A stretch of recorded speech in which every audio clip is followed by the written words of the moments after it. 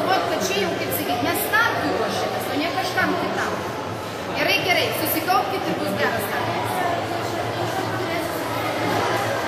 Nu, vienoj komandai, ir tu penktoj komandai, tu kelintoj, tu penktoj, tu kelintoj. Aš trečioj, bet ne...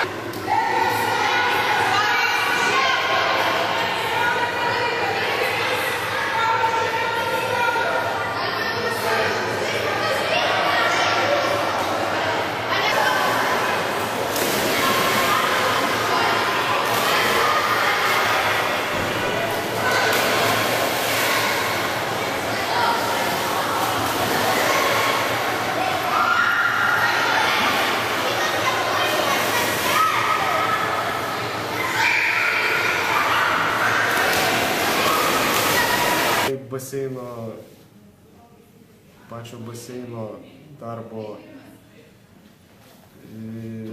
trukmė trumpa labai. Žodžiu, praeitais metais atsidarė gruodžio mėnesį, o jau šio mėnesio 26 dieną žada uždaryti. Nu, čia aišku dėl renovacijos sumetimų.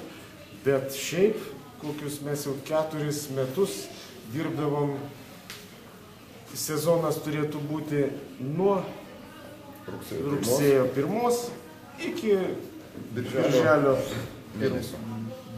pradžios.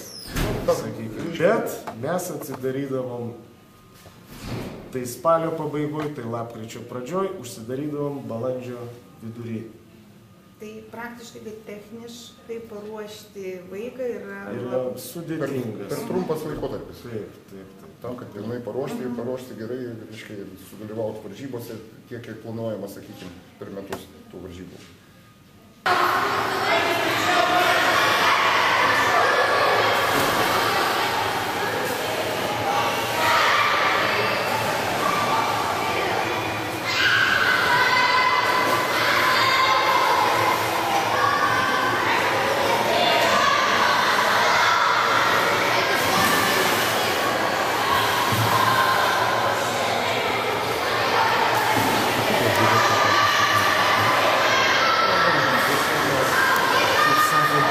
Bendro išsilavinimo, tai mes tikrai labai neblogus rezultatus rodom. O praeitais metais mūsų mergaitė viena, Gabrielė Tiškevičiūtė, dalyvavo Utenoje olimpiečių taurėje. Žodžiu, buvę olimpiečiai remia tą turnyrą. Žulpa, Robertas ir dar keli olimpiečiai ir padaro tokį, sukviečia. Jozaitis, Kačiušytė čia buvo. Taip, ir gaunasi toks super Lietuvos čempionatas, nes geriausi vaikai važiuoja į Uteną ir dalyvauja ten. Tai va mūsų Gabrielė antrą vietą 50 metrų krūtinę iškovojo. Dabar, kai užsidarys baseinas, mes paliekame likimo valiai. pavasarį buvau pas administracijos direktorių, prašiau tėveliai, mano auklėtinių tėveliai rašė raštus, prašėm finansavimo pavėžėjimui iki Anykščių baseino arba Širvintų baseino, kad vaikai galėtų tęsti treniruotės nors 2 kartus savaitėje, bet gavosi tik po 1 kartą. Tai čia yra 0. Ir labai gaila, kaip atvažiuoja kolegos iš Utenos, Kėdainių, jie dirba net birželio mėnesį.